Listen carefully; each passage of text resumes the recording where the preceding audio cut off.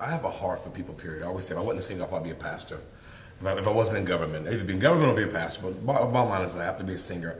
And I love to speak from the stage and share the message of love. They will know you're Christians by your love.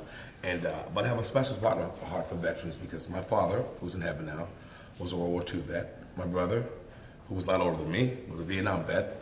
And somehow I didn't either get drafted or I didn't go into the service, but I'm in the service of the Lord. So my heart is for people, men and women, who serve our country and protect the fabric of our freedom. So yes, I'm all about it, baby. Attaboy.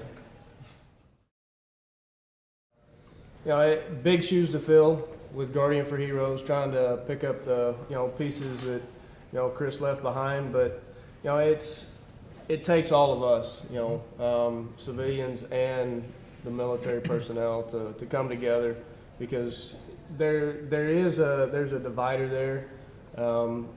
I've seen it. I've seen myself do it. So we need the veterans. We need to lower our walls and let the civilians in, and let them know what we go through and how we feel. And True. The civilians need to get more involved with the veteran community. Absolutely. And see exactly what how we feel, and come together and freaking punch it in the mouth. Yeah. I served from 2000 to 08. Deployed a few times to Iraq and other areas.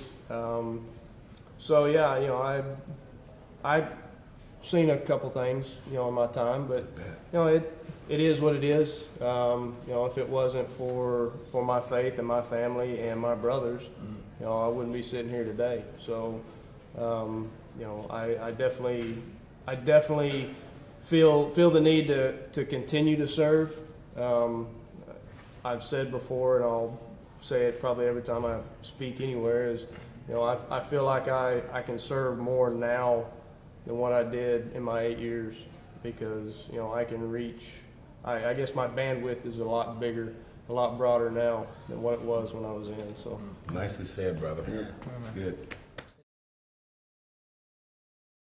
It's interesting because my dad served in Vietnam, my grandfather served in World War II, came home from the war to meet his 5-year-old son for the first time.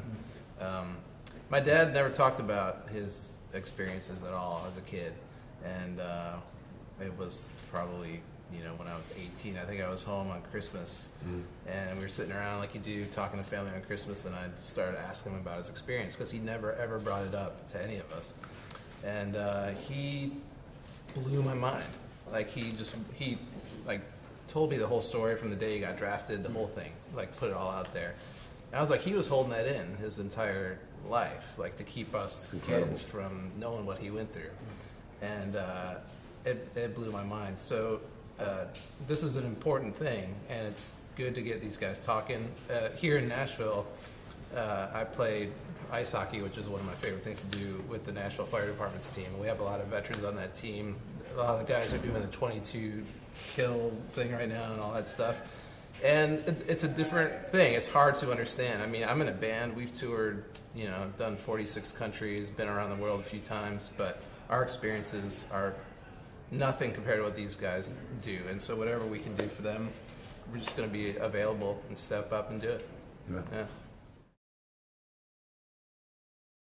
Yeah, so I reached out to Beast Mode for the Brave and Talon Smith 18 months ago because I had seen the Beast Mode videos online. Dean Cain going Beast Mode for the Brave, and I've done a lot of running over my life all over the world, and I've always done it for causes that are near and dear to my heart. But seeing the lack of support for our veterans that come home, and seeing the division in this country and the hatred and the finger pointing and civilians just not stepping up, I decided I wanted to do something big. And if I'm going to do something big, I wanted to do it on my home turf, and I want to do it for our guys, for our men and women.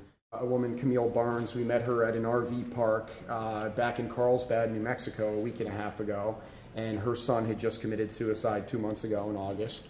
And story, he was 17 years old, high school, scooped him up, sent him to Afghanistan. I mean, remember the pressure? I'm just thinking back when I was 17, the peer pressure and trying to figure out who you are and trying to be cool and what. You don't have any life skills, right? He goes over to Afghanistan, sees some stuff, does some stuff. Every time she talks to him on the phone, He's dark, he's depressed, he's becoming a different person. He comes home, just like Jeff talked about, he's having trouble connecting with people, people don't understand, he's becoming more and more isolated. They did not get the resources that they need even when they requested help.